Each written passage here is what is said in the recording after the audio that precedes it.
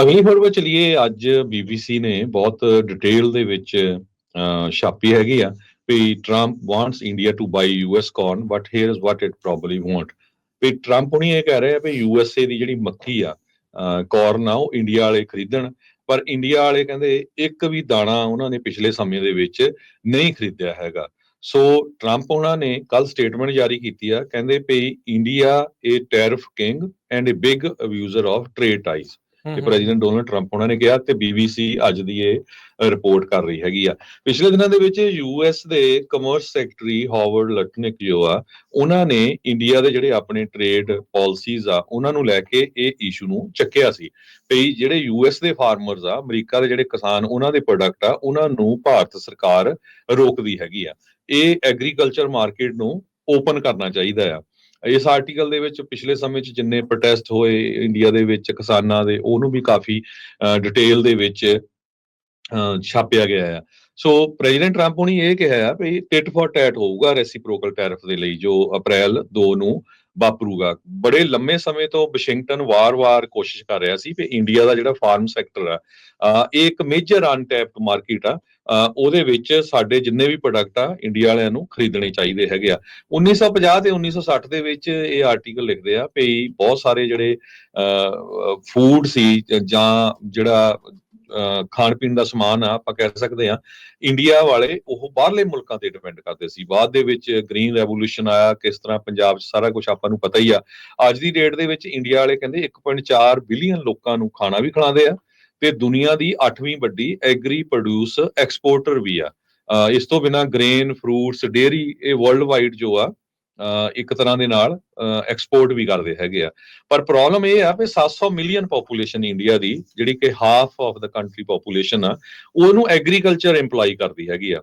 15% ਜਿਹੜਾ GDP ਦਾ ਉਹ agriculture ਦੇ ਉੱਤੇ ਡਿਪੈਂਡ ਕਰਦਾ ਹੈਗਾ। ਸੋ ਜਦ ਕਿ USA ਦੇ ਵਿੱਚ ਸਿਰਫ 2% ਪੋਪੂਲੇਸ਼ਨ ਜੋ ਆ ਉਹ ਐਗਰੀਕਲਚਰ ਤੇ ਡਿਪੈਂਡ ਆ। ਇੱਥੇ ਤੁਸੀਂ ਫਰਕ ਦੇਖੋ ਕਿੰਨਾ ਜ਼ਿਆਦਾ ਹੈਗਾ ਆ। ਸੋ ਹੁਣ ਅਮਰੀਕਾ ਵਾਲੇ ਪੂਰਾ ਜ਼ੋਰ ਲਾ ਰਹੇ ਆ ਵੀ ਇੰਡੀਆ ਵਾਲੇ US ਦੇ ਫਾਰਮ ਪ੍ਰੋਡਕਟਸ ਨੂੰ ਖਰੀਦਣ। ਕਹਿੰਦੇ US ਦੇ ਜਿਹੜੇ ਫਾਰਮ ਪ੍ਰੋਡਕਟ ਆ ਉਹ 37.7% ਆ, ਜਦ ਕਿ ਇੰਡੀਆ ਦੇ ਸਿਰਫ 5.3% ਆ, ਕਿਉਂਕਿ ਇੰਡੀਆ ਦੇ ਵਿੱਚ ਜਿਹੜੇ ਫਾਰਮਰਸ ਆ ਸਮਾਲ ਆ, ਛੋਟੇ ਫਾਰਮਰ ਹੈਗੇ ਆ, ਉਹਨਾਂ ਦੇ ਕੋਲ ਇੰਨੀ ਟੈਕਨੋਲੋਜੀ ਨਹੀਂ ਹੈ ਜ਼ਿਆਦਾ ਤੋਂ ਜ਼ਿਆਦਾ ਉਹ ਪ੍ਰੋਡਿਊਸ ਕਰ ਸਕਣ। ਪਰ ਜੋ ਅਮਰੀਕਾ ਆ, ਇੱਥੇ ਫਾਰਮਰਸ ਵੱਡੇ ਹੈਗੇ ਆ, ਇਹਨਾਂ ਕੋਲ ਟੈਕਨੋਲੋਜੀ, ਜਿੰਨੀਆਂ ਸਬਸਿਡੀਆਂ ਅਮਰੀਕਾ ਦਿੰਦਾ ਉਨੀ ਸਬਸਿਡੀ ਇੰਡੀਆ ਵਾਲੇ ਨਹੀਂ ਦਿੰਦੇ ਫਾਰਮਰਸ ਨੂੰ। ਸੋ ਜੋ ਬਾਇਲੇਟਰਲ ਫਾਰਮ ਟ੍ਰੇਡ ਆ ਇੰਡੀਆ ਤੇ USA ਦੇ ਵਿੱਚ 8 ਬਿਲੀਅਨ ਦੇ ਕਰੀਬ ਹੈਗੀ ਆ।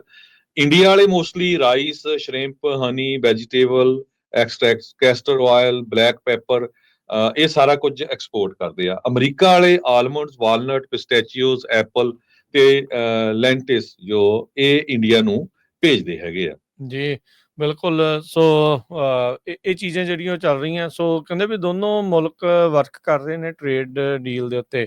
ਪਿਛਲੇ ਕਈ ਦਿਨਾਂ ਤੋਂ ਜਿਹੜਾ ਇੰਡੀਆ ਆ ਉਹ ਅਮਰੀਕਾ ਦੇ ਟਰੰਪ ਹੋਣਾ ਦੇ ਇਹਨਾਂ ਟੈਰਿਫਸ ਤੋਂ ਬਚਣ ਖਾਤਰ ਕਈ ਜਿਹੜੇ ਆ ਉਹ ਕਦਮ ਚੁੱਕਣ ਦੀ ਕੋਸ਼ਿਸ਼ ਕਰ ਰਿਹਾ ਆ। ਸੋ ਡੋਨਲਡ ਟਰੰਪ ਹੋਣਾ ਦਾ ਇੰਡੀਆ ਨੂੰ ਟੈਰਿਫ ਕਿੰਗ ਤੇ ਟੈਰਿਫ ਅਬਿਊਜ਼ਰ ਜਿਹੜਾ ਉਹ ਆਖਣਾ ਤੇ ਰੈਸੀਪ੍ਰੋਕਲ ਟੈਰਿਫ ਦੇ ਲਈ ਜਿਹੜਾ ਤਿਆਰ ਰਹਿਣਾ, ਉਹ ਇੰਡੀਆ ਨੂੰ ਕਿਤੇ ਨਾ ਕਿਤੇ ਡਰ ਲੱਗ ਰਿਹਾ ਹੈ ਵੀ ਸਾਡੇ ਨਾਲ ਇਹ ਟ੍ਰੇਡ ਦੇ ਉੱਤੇ, ਕਿਉਂਕਿ ਅਸਰ ਤਾਂ ਫਿਰ ਇਹਨਾਂ ਚੀਜ਼ਾਂ ਦਾ ਜਿਹੜਾ ਉਹ ਪੈਣਾ ਹੀ ਪੈਣਾ ਹੈਗਾ ਆ। ਸੋ ਨਵੀਂ ਦਿੱਲੀ ਨੇ, ਦਿੱਲੀ ਵਾਲੇ ਇਹ ਮੰਨੇ ਆ ਵੀ ਉਹ ਕਹਿੰਦੇ ਵੀ ਅਸੀਂ ਪ੍ਰੋਮਿਸ ਕਰ ਰਹੇ ਹਾਂ ਵੀ ਅਸੀਂ ਤੁਹਾਡੇ ਤੋਂ એનર્ਜੀ ਖਰੀਦਾਂਗੇ, ਪਰਚੇਜ਼ ਕਰਾਂਗੇ।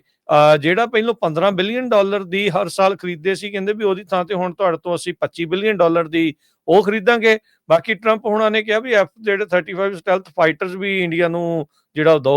ਇੰਡੀਆ ਦੀ ਜਿਹੜਾ 에ਅਰਫੋਰਸ ਮਜ਼ਬੂਤ ਆ ਜਿਹੜਾ ਇਸ ਦੇ ਨਾਲ ਹੋਊਗਾ, ਪਰ ਆਪਣਾ ਜਿਹੜਾ ਇੱਥੋਂ ਦੀਆਂ ਕੰਪਨੀਆਂ ਦੇ ਇਹਨਾਂ ਦੇ ਜਿਹੜੇ ਲੌਬਿਸਟ ਨਜ਼ਦੀਕ ਹੋਣਗੇ, ਟਰੰਪ ਹੋਣਾ ਦੇ ਜਿਹੜੇ ਮਿਲਟਰੀ ਜਿਹਨੂੰ ਕਹਿੰਦੇ ਆ ਵੀ ਉਹਨਾਂ ਦੇ ਜਿਹੜੇ ਜਹਾਜ਼ ਆ ਉਹ ਹੁਣ ਇੱਧਰ ਨੂੰ ਵਿਕਵਾਉਣ ਲੱਗੇ ਹੈਗੇ ਆ। ਉਧਰ ਇੰਡੀਆ ਦੇ ਦੁਆਰਾ ਜਿਹੜੀ ਇੱਕ ਡਿਜੀਟਲ ਐਡ ਟੈਕਸ ਸੀ, ਡਿਜੀਟਲ ਐਡਵਰਟਾਈਜ਼ਮੈਂਟ ਦੇ ਉੱਤੇ ਲੱਗਦੀ ਸੀਗੀ, ਉਹਨਾਂ ਦੇ ਫਾਈਨੈਂਸ ਮਿਨਿਸਟਰ ਨੇ ਆਲਰੇਡੀ ਕਿਹਾ ਵੀ ਉਸ ਨੂੰ ਅਸੀਂ ਹਟਾਉਣ ਜਿਹੜੇ ਉਹ ਜਾ ਰਹੇ ਆ। ਕਹਿੰਦੇ ਵੀ ਇਹਦੇ ਨਾਲ US ਦੇ ਜਿਹੜੇ ਟੈਕ ਜਾਇੰਟਸ ਆ, ਅਲਫਾਬੈਟ, ਗੂਗਲ, ਮੈਟਾ, ਐਮਾਜ਼ਨ, ਉਹਨਾਂ ਨੂੰ ਜਿਹੜਾ ਇਸ ਦੇ ਵਿੱਚ ਆਸਾਨੀ ਜਿਹੜੀ ਉਹ ਹੋਵੇਗੀ। ਇਹ ਉਹੀ ਸਾਰੇ ਨੇ ਜਿਨ੍ਹਾਂ ਦੇ CEO ਟਰੰਪ ਉਹਨਾਂ ਦੇ ਸਹੁੰ ਚੁੱਕ ਸਮਾਗਮ ਵੇਲੇ ਉਹਨਾਂ ਦੇ ਪਿੱਛੇ ਜਿਹੜੇ ਉਹ ਖੜੇ ਸੀਗੇ।